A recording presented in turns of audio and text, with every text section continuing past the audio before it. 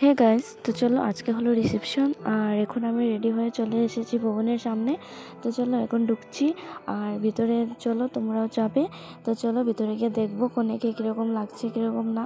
তো চলো বন্ধুরা ভিডিওটা কন্টিনিউ দেখতে থাকো। আর আমি যে শাড়িটা পরছি শাড়িটা হলো অনলাইন থেকে নেওয়া, মানে মিশো থেকে নেওয়া। তো কীরকম হয়েছে শাড়িটা অবশ্যই কমেন্ট করে জানাবে। তো চলো এই দেখো বর আর কনের ফটো রাখা আছে সামনে, এই দেখো গণেশ বাবার সামনে। তো চলো এখন ভিতরে আমার গলার টোনটা মানে ভয়েসটা আর কি একদমই ঠিক লাগছে না, কারণ অনেকটাই কাশি করেছে, সর্দি করেছে, যার জন্য মানে ভয়েসটা অন্যরকম হয়ে যাচ্ছে আর কি।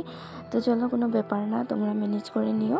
তো চলো এই দেখো ভিতরে বর বউকে পোজ দেখিয়ে দেখিয়ে দিচ্ছে ফটো, আর বউ ফটো উঠছে। তো চলো আমিও গিয়ে এখন অল্প অল্প একটু কিছু ফটো উঠে নেবো, কারণ পরে দিকে তো পুরো ভিড় হয়ে যাবে, এখন একটু হালকা আছে যার জন্য এখনই উঠবো আর কি ফটো। তো চলো তোমাদের সাথে ফটোটি শেয়ার করি। এই দেখো প্রথম উঠেছি আর কি ফটোটা। তো এখানে বউ আছে, বউর বোন আছে আর আমি আছি। তো চলো সিঙ্গল একটা উঠে নিলাম। তো তারপর দেখো ও ফুচকা খেতে চলে গেছে, আর আমার ফুচকা মানে একদমই ভালো লাগে না, যার কারণে আমি আর ফুচকা খেলাম না। আমার জন্য কফি আর পকোড়া নিয়ে এসেছিলো। আমি এখানে বসে বসেই কফি আর পকোড়াটা খেয়ে নিয়েছি, আর ওরা বাইরে গিয়ে খাচ্ছিল আর কি ফুচকা আর অন্য কিছু। তো আমি আর কিছুই খাইনি। তো চলো আর ওইদিকে দেখো কনের বাড়ির সব এসে গেছে, আর পার্টিটা ছিল রাত্রে আর কি। তো এখন বাজছে প্রায় 9:30 10টা বেজে গেছে, ওরাও আস্তে আস্তে অনেকটাই লেট করেছে। তো চলো এখন যাচ্ছি খাওয়ার জন্য।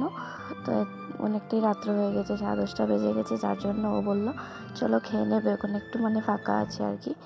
তো চলো এখন খেয়ে নিই, খেয়ে দিয়ে তারপর জানি না বাড়িতে যাব কি আর একটু সময় থাকবো। তো ওইদিকে বৃষ্টিও পড়ছে, বাইরে খুব বৃষ্টি পড়ছে।